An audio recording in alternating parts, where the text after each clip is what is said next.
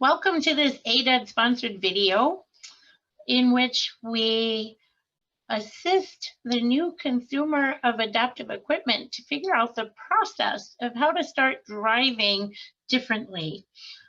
We put this video together to kind of demystify the process and help you figure out what is the easiest and smoothest way to start looking at driving differently when you can no longer drive with your hands on the wheel or your feet on the pedal, or if you need some way to get in and out of the vehicle.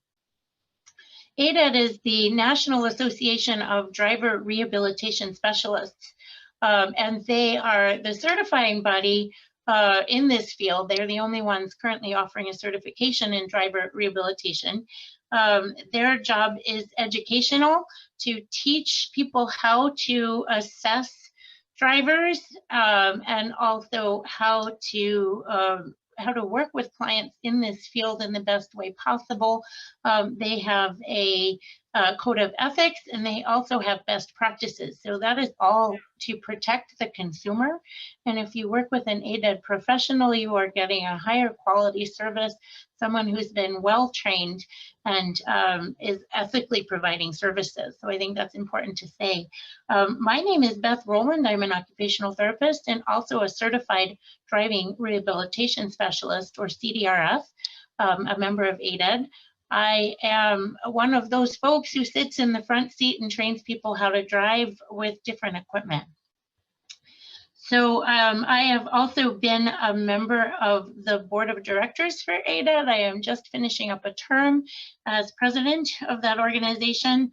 I'm also on several committees. In my real life, I do some driving evaluations. I also work with folks who have concussions and head injuries and other neurological diagnoses in the clinic. So a wide variety of experience in the field.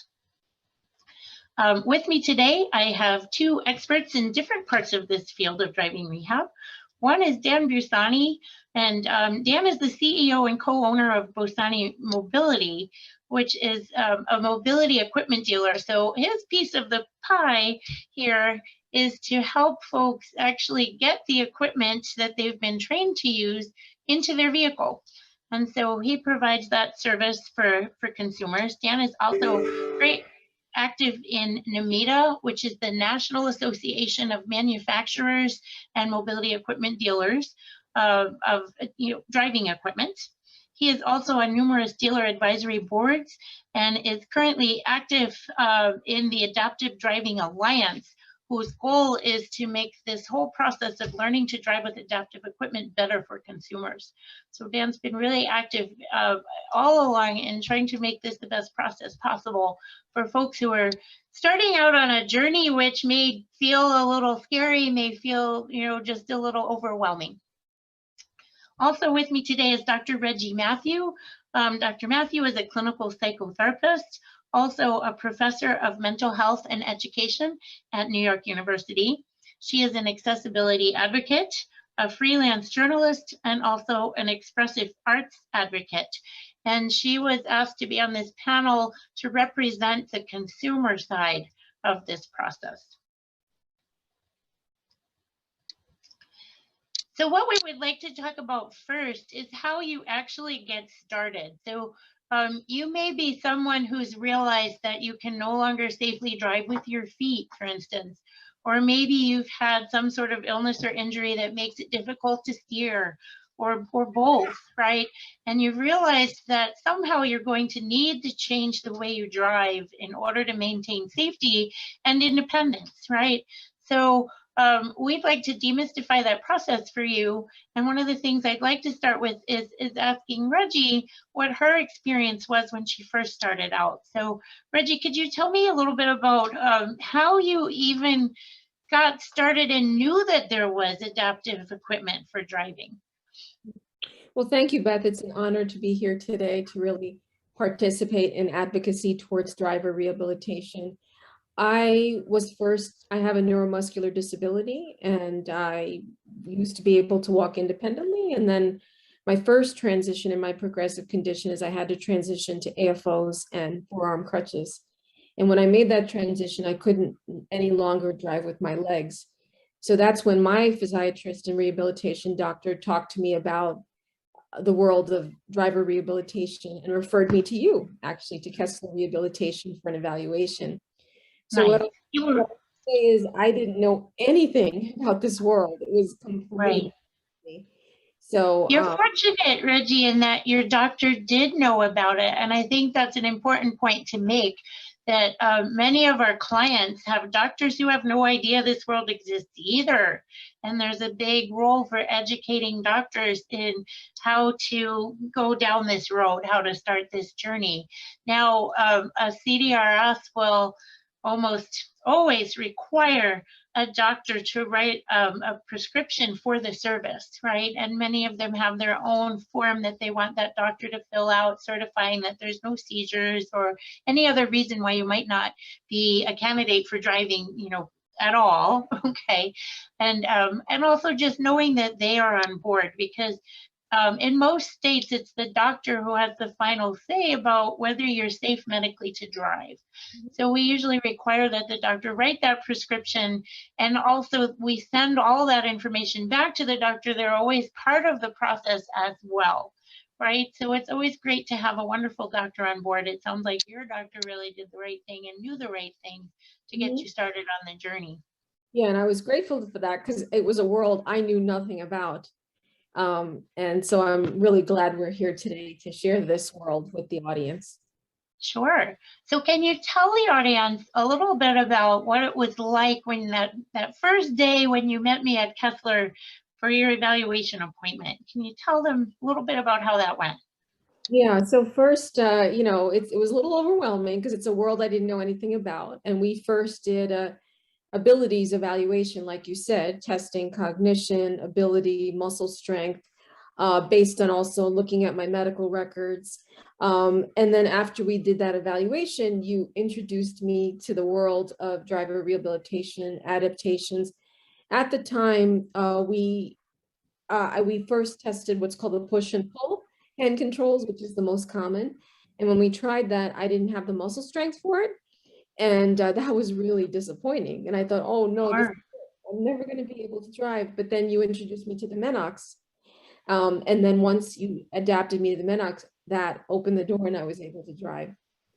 Great. So I think that's a really important point also. And I think there are a lot of folks who are tempted to just buy equipment on the internet and have a buddy who works in an auto shop put it in their car. And this is a great reason why that's not the way it should be done, right? There are a lot of different kinds of hand controls. So even if you know that you need a hand control, which not everyone does, you may not know the one that's going to be the best one for you. And that's why it's really important to spend that time in the office, you know, with a consumer to see not just where are they struggling, but what are their strengths and how can we use their strengths in order to find the best equipment and the best way to drive, right? Absolutely. So that's say having, you know, working with a center like Busani and an occupational therapist like you is critical because you both have diagnosis training and absolutely. diagnosis training behind your work, and that's absolutely critical. It is absolutely critical. And so, yeah, so those pieces are all crucial to the process. And so in the best world for driving rehab, it does start in the office with a CDRS, looking at all those skills, and then in the vehicle with equipment. And it's a matter of trial and error, right? If we try something and it works the first time, that's terrific, but that doesn't always work that way. And, you know, there's so much available that people don't realize. So, you know, we have people who have difficulty turning the wheel because there's too much resistance. Well, we can actually decrease the resistance on the wheel, but it's also very important for the evaluator to know what kind of car you drive. Because if you're driving you know, an old Buick Century, that steering is going to be a whole lot looser than if you're driving a brand new sport BMW, right? With that German engineered, really stiff steering. So it's important to know all of that and to be aware of, you know, not just how you're doing, but what you're what you hope to be driving and what your driving looks like, right? So I knew when I worked with you, Reggie, that you were a working woman, right? You needed to get places. You had things to do, people to see. You were driving every day. That was part of your work, right? But sometimes we work with people who are not working and maybe they drive very little. Maybe they drive to the hairdresser and the supermarket and to church on Sunday, right? And that's a very different driver. And so it's important to take into account, what does your driving look like? Because you're going to need a lot more endurance to drive, say, into New York City or something like that than you maybe would to just go a few miles down the street to the supermarket. All of that comes into play. So we need to know what your strength is, what your endurance is, and how that looks over the long term. And were you happy with that equipment once it was put in your car? Did you have a good experience with it? Yeah, First time? again, I had no concept of a Menox. See, I don't have shoulder function, so that I was able to drive with my bicep and tricep. So that was just incredible. And that's why it's important to work with professionals, because they are educated on the range of options. They know how to adapt it to your level of ability. And you also want to work with with the center like Busani, who has the experience in knowing how to install it skillfully and responsibly. So can you tell us a little bit about that first time when you had the Menox put into your car? What was that experience like the first time? Was that fairly straightforward for you, or did you have some bumps in the road? That actually was pretty straightforward. The only thing I needed to adapt and play with was the tension of the Menox, and make it a little bit more fluid, so it would take less muscle strength to push and pull the steering. Because again, even though I drive with my bicep and tricep, my arm strength is still limited. Absolutely. Yeah. So again, like most people, with a wide range of abilities, some muscles work, some muscles don't work. So that's why this nuanced assessment and application is really important. Oh, it's huge. Well, I think that it's also something people will want to know, that a really good quality mobility equipment dealer will not put any equipment into your vehicle until you've been trained with it. And the driving specialist signs off that you've shown that you were safe with it. And then what happens is the driving specialist will sign off on it and write exactly what equipment they used that you proved you were safe with on the road. And then the consumer takes that to the mobility equipment dealer, who then puts that equipment in the car and does any tweaks that might need to be made, to your car. And Dan, this is where I'm going to pull you in for a little bit. I know that there's different cars that have different setups, right? And sometimes you really have to tweak that, right? In somebody's car. Yeah, absolutely. One thing that you were talking about with the evaluation, with that script that we get, we liken it to the doctor writes the script, and then we're the pharmacy. We're going to fill that script. And the one thing is, everybody's different. You could have the same evaluation report, same prescription, but yet it's a little bit different for you than it is for somebody else with the same general disability. So we pay particular attention to the individual's strengths and weaknesses. Beth, you hit the nail on the head. We can do things. We can reduce the resistance, or we can reduce the resistance of that steering wheel. We've gone so far as to put just counterweights on a wheel to make it a little easier for the thing to drive straight, so it doesn't fatigue somebody. But again, somebody with Reggie's diagnosis, with the same diagnosis as Reggie, might have a different feel, different opinion, and a different requirement. So, yep. But Dan, I know part of your job also would be to take that prescription, and the prescription isn't going to specify a brand or a make of hand control. It's going to say what type of steering it was, right? Or what type of gas brake it was, rather.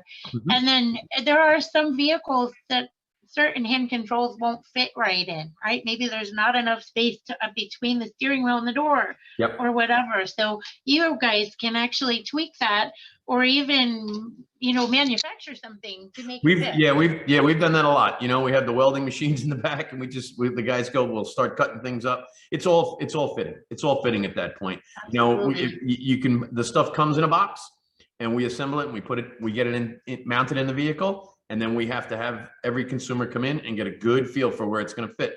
Sometimes, like you said, depending on the vehicle, the hand control may not fit properly. We have to modify. We've gone so far as to gotten permission. We had gotten permission from the hand control manufacturers to modify brackets a certain way. So we take it way beyond just cutting and welding. We do it with permission. We want to make sure that what we're doing isn't going to compromise the manufactured part, and make sure that you're not going to use something that's going to fail down the road. Well, And go ahead. I want to add, Beth, is that's why I want to tell the audience it's so critical to work with a certified center like Busani, because I was amazed at their level of diagnosis training. I mean, they had all the technical skills, but they really understood disability and exertion and energy conservation. Absolutely. I can't tell you what a relief that was, that they had those hard-earned hours of trial and error in working in adapting hundreds of vehicles. Well, and education as well, right? So I know Dan's dealership is part of the QAP program at Namita, which is the quality assurance program. And there are certain things that are required for mobility equipment dealers to get that designation. And it would be a really wise thing for a consumer to look for, because these are the guys that know their stuff. Yeah, right? Well, we spent a lot of time and a lot of money getting our company trained, getting our staff trained. And the certificate on the wall is half the battle. It's the experience, it's that tribal knowledge stuff that we know, that we have going on here, that history, the experience that we've gained over the decades of doing this. Again, the certificate is a very important part of it, but it's the meetings that we've had with people like Reggie, and the hundreds of people, of the thousands of people like we've met with Reggie, to do just like you do, Beth, just the way you do it. Just the way you do it. We have to spend the time, learn it. We've made some mistakes, and we've taken, we've taken the time to overcome those things and make sure everybody is safe. Yep. Exactly. Yeah. So to find a QAP dealer, there is a spot on the Namita website, and there will be resources at the end of this video, but you can find a quality assurance program dealer on that website that's near you. There's a locator finder for that. There's also a locator for a CDRS on the ADEV website. So we'll be giving you that information at the end of the video for sure. But important to look at quality, because there are unfortunately, some folks out there that don't exhibit that same quality. And as a consumer, if something goes wrong, you want to have the guy behind you that will stand behind you and will make it right for you. I know Dan's got some stories about heading out, middle of the night or on weekends or whatever. My favorite one was Christmas. My father and I pushed away from the table, and we rescued a woman out of her house and got her out of her van, got her to her Christmas dinner, and the rest was the rest was history. But I mean, she was very, very, very appreciative of the fact that we were still around. We were there to help her. And that's a really important piece of going to a good quality dealer. Yeah, these guys stand behind their products and go the extra mile, literally, for these folks, right? So Reggie, I wanted you also to share your experience. You had mentioned you have a degenerative condition, and there are many of those, and many people who assume that they can no longer drive if things go south, right? But you're a great example of somebody who had a change in status and needed some different equipment. So you kind of entered the process again. And so could you tell us a little bit about that second experience? Yeah. Well, Beth, the second time around the block, I knew about the world of driver rehab. So I came in with a little bit more experience. But the challenge is that it was in the shadow of a traumatic event. That means I suddenly progressed in a short amount of time, where I had to transition to a motorized chair for about 90% of my day. And then I got the chair first, and then overnight I needed a, adapted van. So I got the van, but then I needed to have it adapted. So now you want me to describe the steps.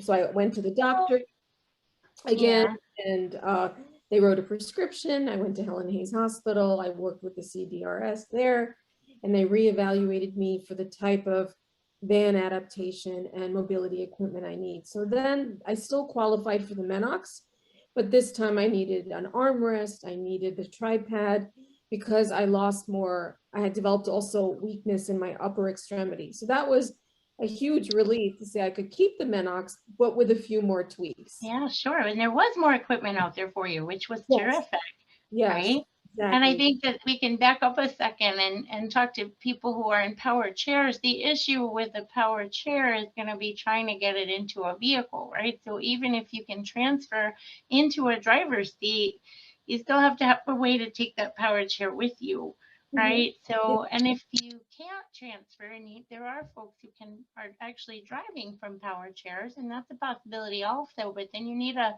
particular type of vehicle. You're going to need a van that's got a lowered floor, and that's a possibility also. So there's just a lot of equipment out there to get people into the vehicle, right? To set them up in a position to drive and all of that. So again, you need somebody who understands that and can find the right equipment for you.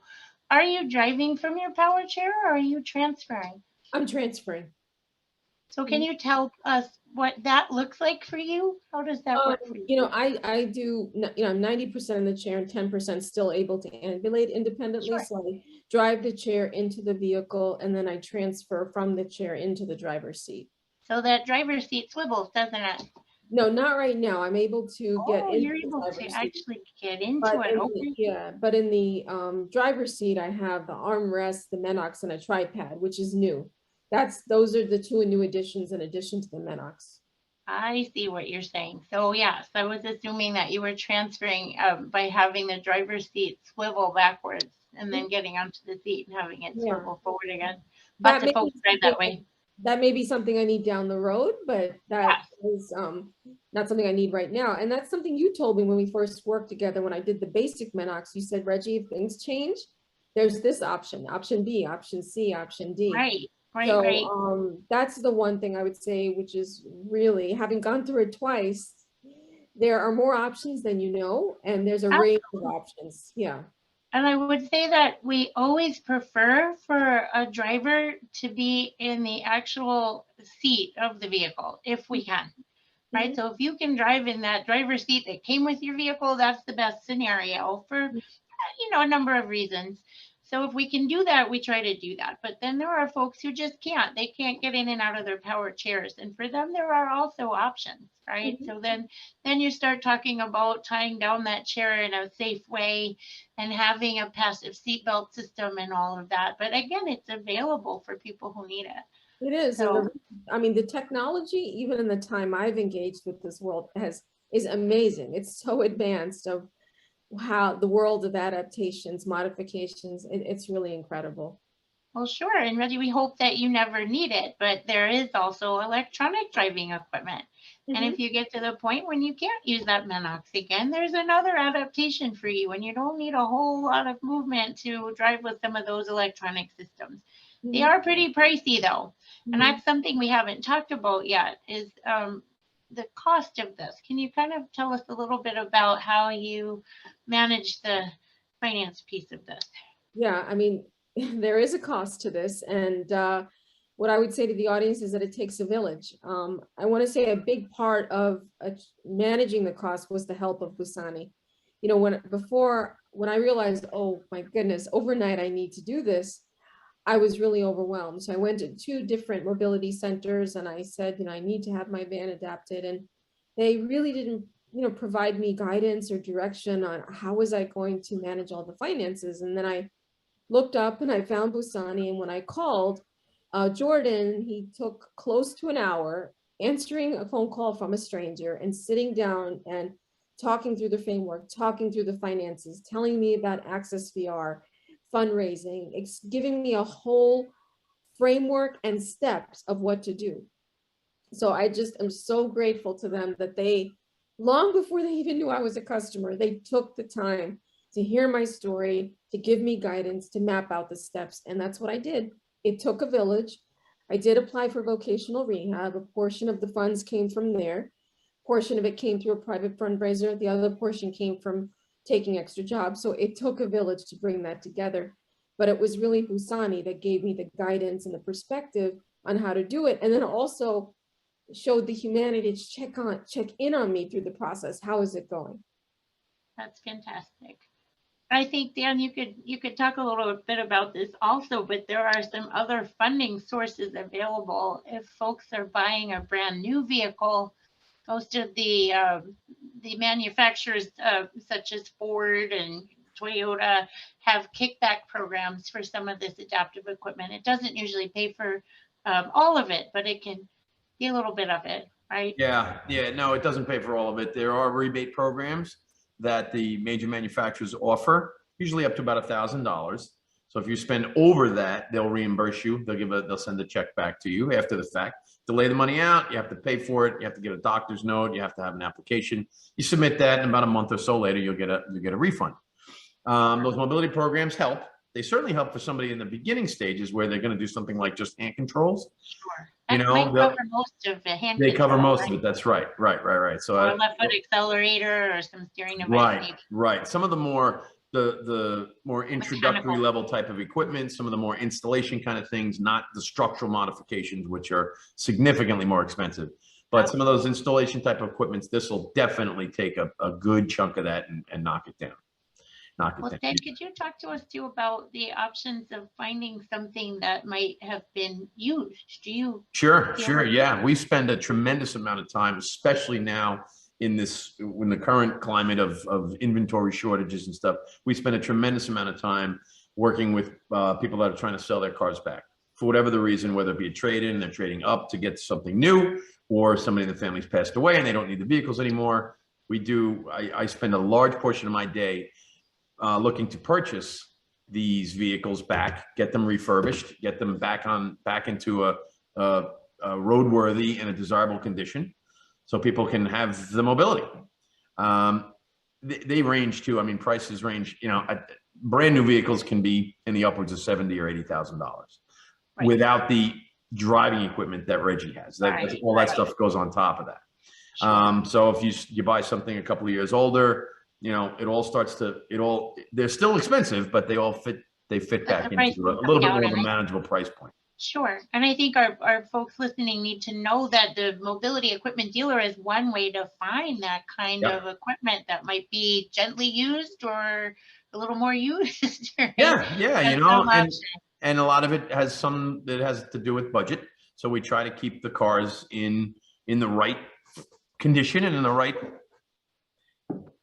level of roadworthiness and so on, just for budgets. I mean, we certainly we know how expensive these things are. We know it's not easy to afford. We use a bank that's geared towards what we do. So they understand the values of the equipment. They understand the age of the car. They understand, you know, what the consumer's income could be like. And, you know, being disabled is expensive.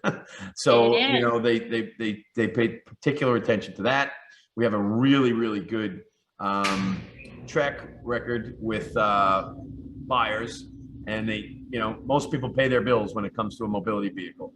We find that to be a really reliable. The people that are looking to finance these vehicles are very good credit worthy. Yeah. Well, I want to say too, there's now some new financing programs coming out specifically for the equipment, right? Yes. I believe it's Braun that just introduced a program for financing at a very, very low interest rate. Right. Right. Yeah. So if you have a vehicle that you otherwise that you want to get converted, but you can't afford the layout, there is a program for that. You could finance the conversion itself, where normally it's an uncollateralized loan. So at first, up until this point, we weren't able to do it. But now that they've understood it and they realize that was an avenue that was being missed, they've developed a program to help people do that on a vehicle that they already own. Sure. So there are some programs like that out there. There are some other diagnosis-specific programs that you can get aid. I know the MS Foundation has supported some clients. The Christopher Reeves Foundation has supported some spinal cord. So these programs are around, and your ability equipment dealer is someone who can help you with that kind of finding those programs. They know which programs have helped folks in the past. You know, where some of this money is available. It does vary by state, right, Dan? So you've got to know your I think that's real big testament to that kind of really sends home the need to be with a local dealer in your state. Yes. generally the vocational, most states have a vocational program, but they all Right. work differently. They have different caps and different processes. You really need to learn it through with the help of a local dealer. Absolutely. Absolutely. Your CDRS will know some of that information as well in terms of paying for that piece of it. Vocational rehab will sometimes pay part of that, but again, it's very income based, and you have to have a goal to go back to work. And some Yeah. of our folks aren't really trying to go back to paid employment for whatever reason, whether they're unable or just don't want to. Maybe they're retired, right? Yeah. So Yeah. not everybody qualifies for that kind of funding, but there may be something else that we can plug you into. So it's a good thing to talk to the experts about. Yep. And get some Absolutely. info about. Dan, is there anything that you think that consumers should know starting out on this process that we haven't talked about yet? Well, I think the biggest thing is awareness in general has always been limited for our industry. I think Reggie's point and what she had to go through to get through this process is not something that's foreign to others. I mean, we get people day in and day out. We've been doing this for almost 50 years, and we get people day in and day out that said they had no idea that we even existed. So, I struggle with this. I think it's a really difficult thing to overcome, and it's exactly why I signed on to be part of this program with you ladies, to get the ball rolling, to find another avenue to get this information out there. The reality is we don't let anybody do this alone. And Exactly. I think that and between, as a professional and to look to you, Beth, as another professional helping somebody, yes, I do this to get a paycheck, but I also do this because I love to do it. And I watch people like Reggie come to us with question marks in her eyes, and I say, it's going to be okay. We're going to get you through this, and we do. It takes a while. It's not easy to do. Hey, you have to have some patience. You have to have some tenacity. You have to be ready for this. It's not an easy process. No. But we get you through it. And the local dealer is the guy that has to put that kind of energy on the table for you. And if they don't, that's when you have to consider where you should be. Yeah. And Beth, I want to add that, one thing I had experience with Busani is they had expertise in beginning, middle, and end. In the beginning, they gave me the advocacy coaching and financial coaching. Through the process, they were supportive. And then once the van came in, they brought me back 5 times, back and forth, to make sure to tweak the hand controls, to change the angle, to, shift the chair. I mean, the level of diagnosis training they had and the patience and the humanity, I just can't say enough about their work ethic and also their exceptional commitment to best practices. Because even for someone like me, it took a few times to come back and forth to the shop to test it and to try it, to really get it to a way that's safe and I can have my independence. So I mean, every part of the process, beginning, middle, and end, they just stepped in. It was just really a whole person, holistic approach in the way they were. And that's really what I wish for everyone. So important, Reggie. It's so important. And I think somebody like Dan and his company are going to spend that extra time to move something a quarter inch this way and a quarter inch that way to make sure that it's absolutely right for you. So it's important to work with a really good quality dealer. It's funny, if we didn't do that, we wouldn't be doing our jobs properly. So I just look at it that way. I mean, it costs more to move something a quarter of an inch. It really does. But it also, it costs a whole lot more to do it wrong, as far as I'm concerned. So we spend the time necessary to pick up and delivery. Yeah, you know what? We get to know you a little bit better that way too. We spend a little bit more time with you and see what works. Yeah, it's definitely part of the job. Definitely part of the job. Well, and I think that it wouldn't be too much of a stretch to say that those of us who are in this field because it's a passion. We are so passionate about getting people on the road, keeping people on the road safely who have had some sort of illness or injury that makes it tough. So that was why we wanted to put this video together. We want people to be able to understand the process and to not be intimidated by it, to know, how it works best, to know how to find the right people. and how to go through the process in the best, most dignified way. So if you are listening to this video and it works for you, that's fantastic. If it's not something you need, we ask that maybe you pass it along to someone you know that it could be helpful for. The more we get the word out, the better for everyone. So to wrap this up, I'd like to ask each of you if you have some parting thoughts. What is the last final word that you want to tell these folks who are starting out their journey with driving rehab? Let's start with Reggie. Thank you, Beth. Again, it was an honor to be part of this project because I really want to support and advance the field of driver rehabilitation. What I would say is that it takes a collaborative village, and it is absolutely worth finding and seeking out the experts who have the hard-earned diagnosis training that Busani has and that you have, Beth. I mean, that kind of training is invaluable because, as Daniel said, each person's diagnosis is unique to them in terms of their range and their ability. So the key is that find the experts who have the training, who put the time in with people with disabilities, and that it is a process. And you do need support through the process because it is a little overwhelming. So the support that I got from Busani and also from you is invaluable. It helped me. I would say that would be the secret to my resilience.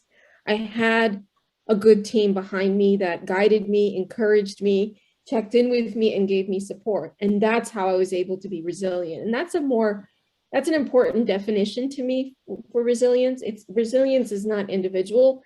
Resilience is people stepping in for each other. And that's how I was able to be resilient, getting the opportunity to work with highly dedicated professionals who were committed to the field. So thank you to you both. Thanks, Reggie. Dan, what do you have to say for final thoughts?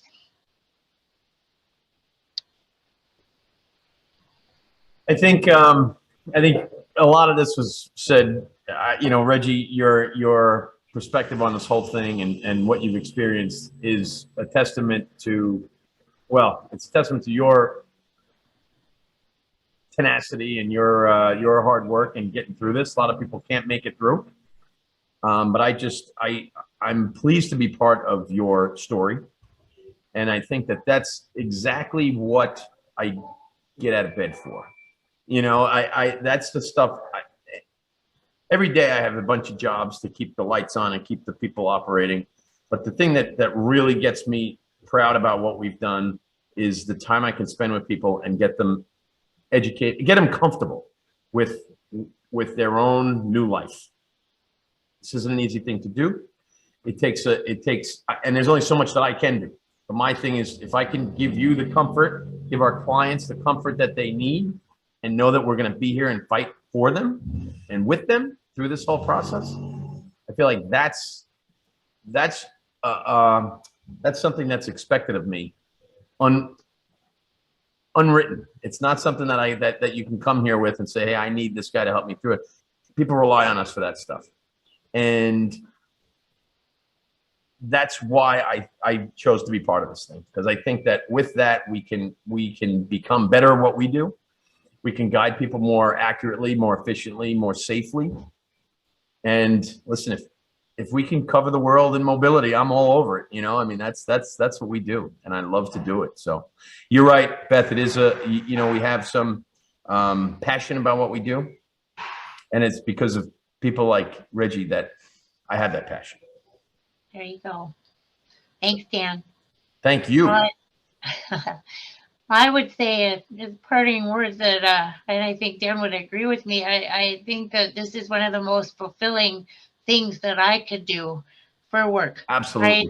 Absolutely. Because driving is so much a part of your independence and your autonomy. Yep. And it is just such an honor and a privilege to get people back to driving after they experience something like this and need to drive differently. And I would say to consumers who are just starting this process, find some good quality people in your area. We'll help you do that in some of the material we have on the last slide. Find a good person and you'd be surprised at what's out there and what you can do. don't assume that you can't drive because you've got some sort of disability, because there's so much equipment out there, and chances are that we can get Absolutely. you back on that road and get you your independence back. So Absolutely.